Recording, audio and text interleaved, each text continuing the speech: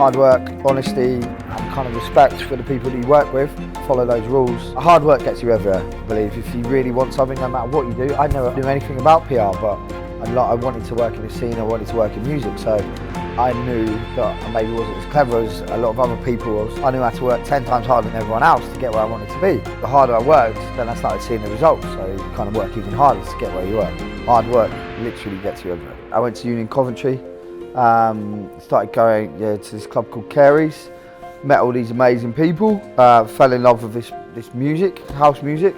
Not just the music, but also the scene, the people around it, and then kind of just went from there. A DJ asked me to basically get him into 2 different magazines. I made 2 phone calls and got him in both the magazines. He paid me £1,000.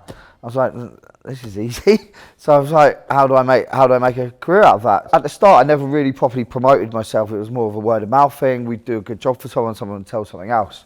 And it kind of, I don't know, I never really thought, right, I'm going to start a PR company. And then after about 2 or 3 years, I was like, right, I want to go traveling. And I started looking for festivals around the world to go, right, I'm just going to email them and go, this is what I can do. Do you want to promote your festival to an international audience? That's where the whole business changed, where it went from just me working for nightclubs in the UK to then became a bit more international. So we'd find ones in like Vietnam, or we'd find ones, as I said, in Brazil or Central America and stuff like that. So because they're all very boutique festivals, so I'm not talking big Glastonbury, Coachella style festivals. These are boutique festivals where might be 3,000 to 5,000 people might attend, and they weren't attracting people from that country. They needed international visitors to come to it. So we kind of found this niche. About 6 years ago, I took a journalist from Forbes to Brazil.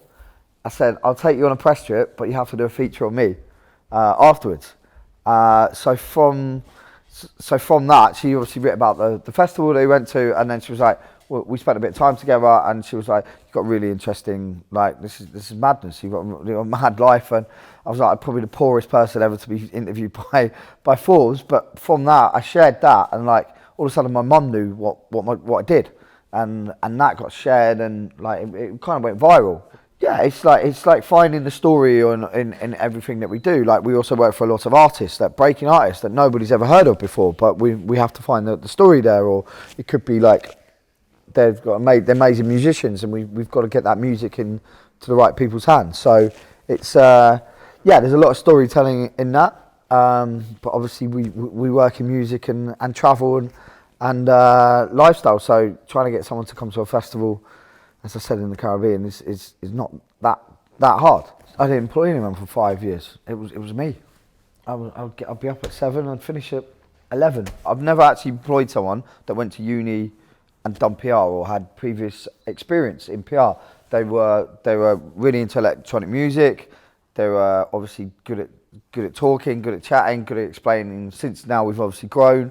Obviously we've looked more into the industry. I found more people, but yeah, I used some of my friends' skills to help me along the way. That they weren't a PR, but they were good at branding or good at marketing. I never went to business school. It was kind of just learning on the job. You bring in people with the knowledge to be able to sort of help you, run your business basically. I have a managing director now who basically runs the business for us, where then that gives me the opportunity where I can go and be me and go out and network and see people while I'm not sort of tied down with that. Obviously, it's lots of parties involved and stuff like that, so we're always having a good time with each other, but then everyone knows that, like, yes, have a good time, but then you've got to wake up and then you've got to do your job, and there's like a mutual respect in that way.